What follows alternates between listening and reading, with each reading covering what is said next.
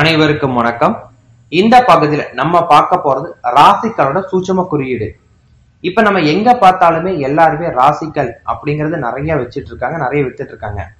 நம்மளும் நம்மளோட பிரச்சனைகள் சரியாறதுக்கு இந்த கல்லை வாங்கி போட்டோம்னா நம்மளோட குணங்கள் சரியாகுமா, அந்த கல் சரியானபடி சூரியனோட ஒளியவோ இல்ல சந்திரனோட ஆதிக்கமோ இல்ல ராகு கேதுவோட சரியா இழுக்குதா, அது நம்ம சரியான விரல்ல போடுறோமா அப்படின்னு நம்ம பார்க்கணுமே தவிர அந்த கல் சக்தி ஏற்படுத்தின கல்லா அப்படிங்கிறத பத்தி மட்டும் நம்ம யாருமே யோசிக்கிறது கிடையாது.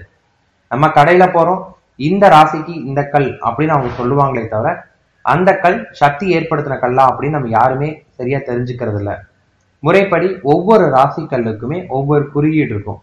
அந்த குறியீடை நீங்க சரியா தெரிஞ்சுக்கிட்டு அந்த கல்லுக்கு சக்தி ஏத்தினா மட்டும்தான் அந்த கல் உங்களுக்கு 100% வேலை செய்யும்.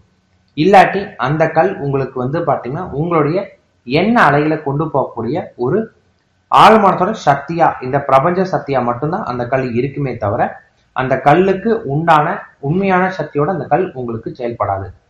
அதை மட்டும் நீங்க சரியா தெரிஞ்சுக்கிட்டு அந்த கல்லை நீங்க பயன்படுத்தலாம். ஒவ்வொரு கல்லுக்குமே ஒவ்வொரு குறியீடு உங்களுக்கு இருக்கும். இந்த முறையும் சரியா தெரிஞ்சிருக்கணும்.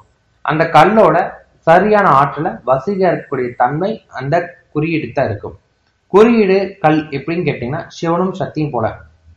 ஒரு ராசிக்கல்லுங்கிற சிவன்னா அதுக்கு சக்தியை கொடுக்கக்கூடியதுதான் உங்களுக்கு அந்த குறியீடு. இது ரெண்டுமே சேர்ந்தா மட்டும்தான் அது உங்களுக்கு முழுமையான பலனை கொடுக்கற மாதிரி உங்களுக்கு இருக்கும். இதை நீங்க சரியா பயன்படுத்தினீங்கன்னா தான் அந்த கல் உங்களுக்கு 100% வேலை செய்யும். அதனால எந்த ஒரு ராசிக்கல் நீங்க வாங்குறதா இருந்தாலுமே அந்த ஜோதிடர்கிட்ட நீங்க கேட்கணும், இந்த கல்லோட சூட்சும சக்தி வெளியே வந்திருக்கா அப்படின்னு கேட்டுட்டு அதன் பிறகு அந்த கல்லை வாங்குங்க. இல்லாட்டி நீங்க வாங்கியிருக்கக்கூடிய கல் உங்களுக்கு அந்த சக்தி இல்லை அப்படின்னு உங்களுக்கு தெரிந்தால், அதாவது அவங்க அதோட சக்தியை வெளிக்கொண்டு வரலைன்னு அப்படின்னு உங்களுக்கு தெரிஞ்சா அந்த கல்லை நீங்க குறைஞ்சது 48 நாட்கள் பால்ல போட்டு வைங்க. பால்ல போட்டு எடுத்து அதை நீங்க சுத்தம் பண்ண பிறகு உங்களுக்கு எங்க கொடுத்தாங்களோ அவங்க கிட்ட போய் அதை கொடுங்க. ஏன்னா அதுக்கு சரியான பூஜை முறை பண்ணணும். கல் விற்கிறவங்களுக்கு அது தெரியும். அங்க கொடுத்து அந்த கல்லை சக்தி ஏற்றி கொடுக்குற மாதிரி கேட்டுப்பாருங்க. அப்படி கொடுக்கல அப்படின்னா நீங்களே கூட அதுக்கு சக்தி ஏற்றலாம். வரும் பதிவுல நம்ம ராசிக்கல்லுக்கு ஒவ்வொரு ராசிகளுக்கு என்னென்ன குறியீடு, அந்த குறியீடுகளை எப்படி பயன்படுத்தி நம்ம அதற்கு சக்தி ஏற்றணும் அப்படிங்கிறத பத்தி நாங்க உங்களுக்கு விளக்குறோம்.